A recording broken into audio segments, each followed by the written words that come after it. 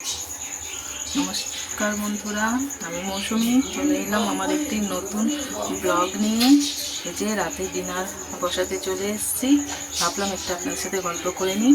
এই যেখানে আলু কেটে রেখেছি, একটু ভাজা করবো, একটু কুমড়ো দিয়েছি, একটু কুমড়ো ছেঁচকি করবো, এই একটা কাঁচা লঙ্কা দিয়ে। যে কড়া বসিয়ে দিয়েছি, এখানে একটু গরম জল বসিয়েছি যে ময়দা মাখবো বলে। কড়াই যে তেল দিয়েছি, গরম হয়ে গেছে। এবার এতে একটু কালো জিরে ফোড়ন দিয়ে দেবো, কালো জিরে আর একটা কাঁচা লঙ্কা দিয়ে কুমড়োগুলো এবার তুলে দেবো। পরিমাণ মতো একটু নুন দিয়ে দিলাম, একটু হলুদ দিয়ে দেবো,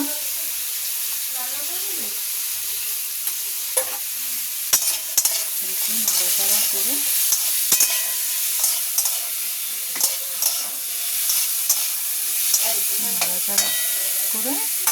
নাড়াচাড়া করে এই গ্যাসটা কমিয়ে চাপা দিয়ে হয়ে যাবে। এবার ময়দাটা মেখে নেবো, যে গরম জল হয়ে গেছে, গরম জল দিয়ে দিয়েছি, ময়দাটা মেখে নেবো। তো গরম হাত দিয়ে মাখা যাবে না, একটু হাতা দিয়ে ময়দাটা নাড়িয়ে চাড়িয়ে নেবো, নিয়ে তারপরে হাত দিয়ে ভালো করে মেখে নেবো।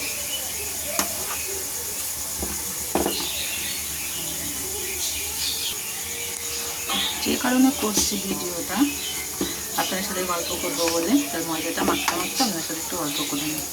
আচ্ছা, আমার বাড়ি হচ্ছে হাওড়া বেলগেছিয়া কাজীপাড়াতে। যে বেলগেছিয়া স্বপ্নমূল এলাকায়, ওখানে একটা এলাকা আছে যেখানে জঞ্জাল মানে আবর্জনা, বাড়ি যাবতীয় আবর্জনা ফেলা হয়, বহু বছর ধরে ফেলা হয়। আচ্ছা, অনেক বছর ধরে বহু বছর ধরে ফেলা হচ্ছে, যার ফলে সেখান থেকে একটা গ্যাস সৃষ্টি হয়েছে। সেই গ্যাস সৃষ্টি হয়ে মাটির তলার জলের যে পাইপ, সেই পাইপ ফাটিয়ে দিয়েছে, যার জন্য আমাদের এখানেও কদিন ধরে জলের একটু সমস্যা হয়েছিল। এখন সমস্যাটা একটু ঠিক আছে, কিন্তু ওই এলাকা বেলগেছিয়া এলাকা, সংলগ্ন এলাকাটা খুবই বিধ্বস্ত হয়েছে, যার ফলে অনেক মানুষের ক্ষয়ক্ষতি হয়েছে। ওই গ্যাসের প্রভাবে পাইপ ফেটে জল বেরিয়ে বাড়ির মানুষের বাড়ির দেয়াল ফাটিয়ে দিয়েছে, ঘরের মেঝে ফাটিয়ে দিয়েছে, কারো বাড়ি ভেঙে পড়েছে, মানে বিধ্বস্ত অবস্থা। প্রত্যেকটা 2000-এর মতো মানুষ আজ ঘর ছাড়া। তার উপর আবার সেই গ্যাস নির্গত হয়ে আগুনও লেগে গেছে, তার ফলে অনেক ক্ষয়ক্ষতি হয়েছে। সেই সব মানুষগুলোর মানসিক অবস্থা অত্যন্ত খারাপ। আমাদের নিজেদেরই খারাপ লাগে যে এতগুলো মানুষ আজ তারা নিজেদের ঘর ছাড়া। একটা মানুষ যখন একটা বাড়ি বানায়, একটা ঘর বাঁধে, কত স্বপ্ন নিয়ে, কত আশা নিয়ে, সেই বাড়ি ঘিরে তার সমস্ত আশা, স্বপ্ন, ভালোবাসা থাকে। বাড়ির প্রতিটি কোণায় তার ভালোবাসার ছাপ থাকে। বাড়ির প্রতিটি জিনিসই সে কত শখ করে বা আশা করে ভালোবেসে যত্ন করে রাখে। আজ সেই মানুষগুলো ঘর ছাড়া, গৃহহীন।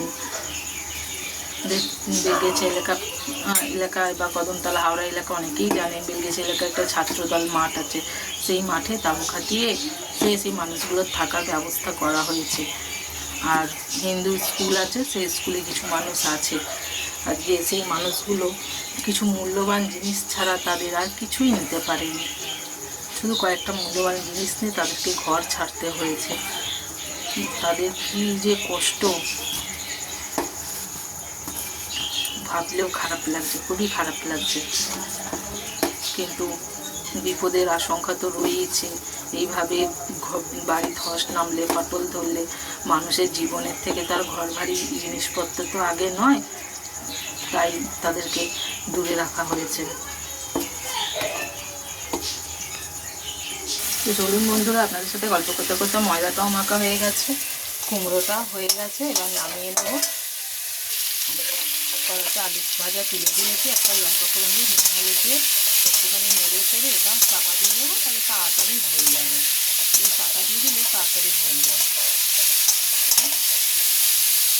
দিয়ে দিলাম, কুমড়ো ছেঁচকি হয়ে গেছে।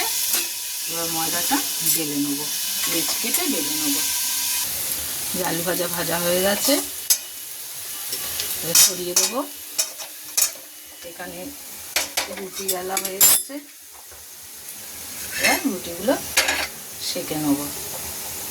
চাটু বসিয়ে দিয়েছি, এবার রুটিগুলো সেঁকে নেব। চলুন বন্ধুরা, আপনাদের সাথে গল্প করতে করতে রান্নাটা হয়ে গেল, বুঝতেই পারলাম না। এই যে আমাদের ডিনার সাজিয়ে নিয়েছি, এই যে রুটি আলু ভাজা, এটা বোঁদে, এটা বাপির থালা, এটা মায়ের থালা রুটি, আর এই যে কুমড়ো চিচকি। এটা কুমড়ো চিচকি একটু চিনি দিলে আরও খেতে ভালো হয়, কিন্তু মায়ের তো সুগার, তাই চিনি ছাড়া দেওয়া চলবে না, তাই চিনি ছাড়া এটা বানানো হয়েছে। তো বন্ধুরা, আজকের ভিডিওটি কেমন লাগলো অবশ্যই কমেন্টের মাধ্যমে জানাবেন। আর আজকের ভিডিওটি যদি আপনাদের ভালো লাগে তাহলে একটা লাইক, কমেন্ট, শেয়ার অবশ্যই করে দেবেন।